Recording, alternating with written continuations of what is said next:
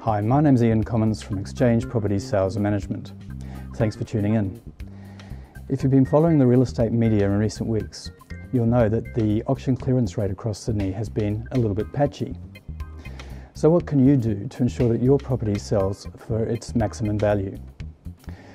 If you've been following our podcast, you'll know that the key ingredients to a successful sale are presentation, promotion, and the buyer attraction pricing strategy, or price. And today we're going to talk firstly about presentation.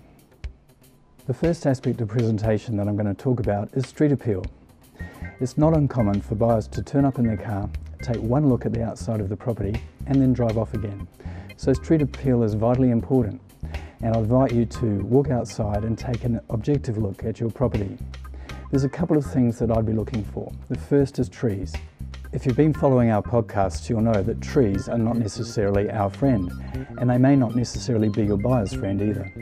So one thing that you might want to consider is consulting an arborist to see whether any of the branches that are close to your house can be trimmed, and that of course would have the added benefit of letting in more natural light.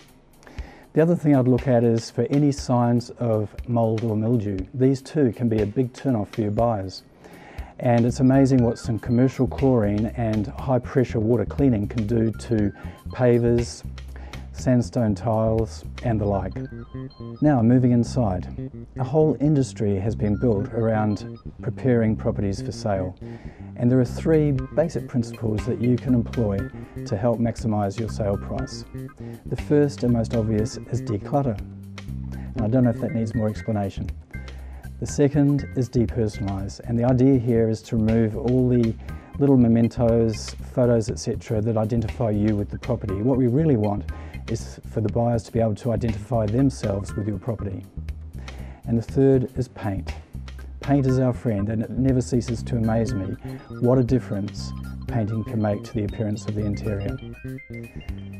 Now at this point the question is, should you engage the services of a professional stylist? So what does a stylist do? They bring in furnishings, artworks, mirrors and the like, and they present the property for sale. If the property is vacant, which it probably will be if it's a rental property, then we strongly recommend that you do consider this option. One of the areas of presentation that's sometimes overlooked is that of smell. Smell is vitally important because it works on the subconscious level. Now, I don't mean that we should pump artificial fresheners and the like into a property to make it smell sweet. What I really mean is to remove anything that could be offensive. Rather than covering them up, what we want to do is take them away. So I'd be looking at anything that smells damp, for example. That's definitely something we want to be addressing. Cat and dog odours, they need to go.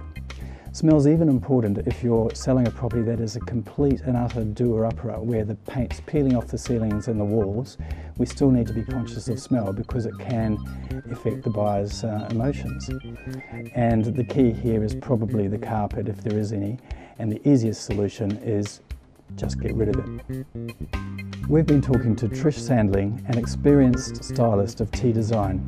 If you'd like to learn some of her tips for presenting your property for sale, then please read on.